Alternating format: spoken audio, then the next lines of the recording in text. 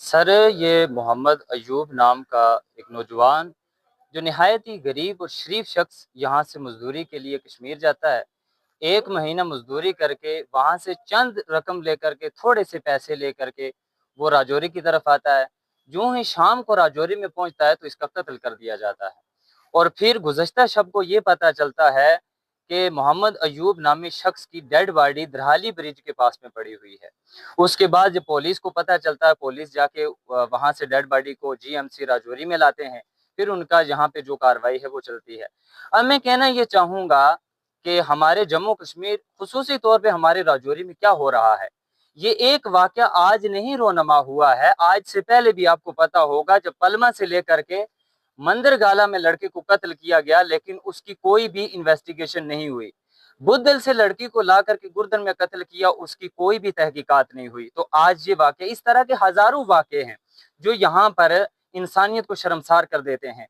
तो हम ये चाहते हैं सर कि कम से कम परिवार को इंसाफ मिलना चाहिए। इस वक्त जो परिवार रो रहा है, वो बिलक रहा है, वो तड़प रहा है कि एक सीधे साधे उनके बेटे के साथ ऐसा हुआ। आखिर ये क्यों हुआ? क्या हमारे रजौरी में इस तरह के जालिम लोग रहते हैं? क्या ये लोग नशेड़ी हैं या कि ये लोग गुंडागर्द हैं जो इस तरह के सीधा साधा रास्ता चलते हुए राहगीर को जो है मार देंगे? लेकिन ये इस तरह तो इंसानियत को शर्मसार करने वाला वाकया, आज हर शख्स की रूह कांप रही है। आखिर ये हो क्या रहा है? अब जो भी घर से निकलेगा तो वो ये सोच के निकलेगा कि पता नहीं मैं शाम को वापस घर आऊंगा या नहीं आऊंगा। तो इसलिए हम ये चाहते हैं कि परिवार को इंसाफ मिलना चाहिए और मोहम्मद अयूब जो कत्ल किया गया है उसके साथ इंसाफ होना चाहिए और तहकीकात होनी चाहिए कि आखिर ये मामला किसने किया है और वो जालिम लोग कौन है। जनाब, हमारे साथ ये एक हादसा हुआ है रजौरी में। एक लड़का बिल्स गुंडी का रहने वाला था। उसका नाम था मोहम्मद अयूब सन ऑफ गुलाम सैन, सकना गुंडी तहसील ख्वास का रहने वाला था। ये हमेशा मजदूरी करता था कश्मीर में और काफ़ी सालों से ये मजदूरी कर पा रहा था। आना जाना था, एक महीना इधर एक महीना उधर, ऐसे चलते चलते इस साल भी ऐसा हुआ कि चला गया कश्मीर में।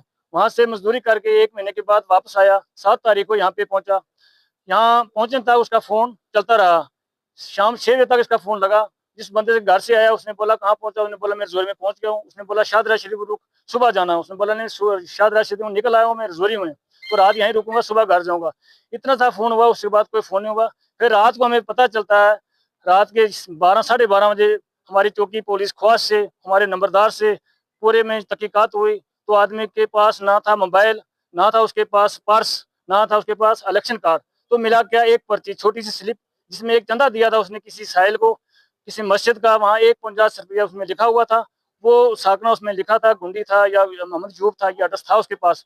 तो उसमें से पुलिस ने उसकी जांच पाँच की तो हमारे ख्वास चौकी में पता चला, हमारे गांव में पता चला, तो हम यहाँ पे आज सुबह पहुंचे।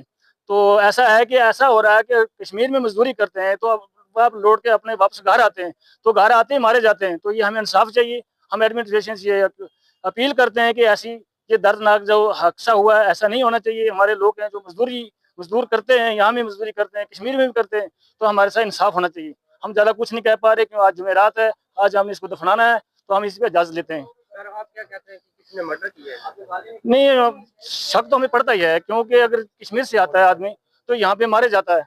तो शरारत भी नहीं थी यहाँ पे किसी के साथ, ऐसा है भी नहीं। गरीब आदमी है, मजदूर आदमी है, तो हम क्या इसमें हम कुछ नहीं कह सकते। वो जाने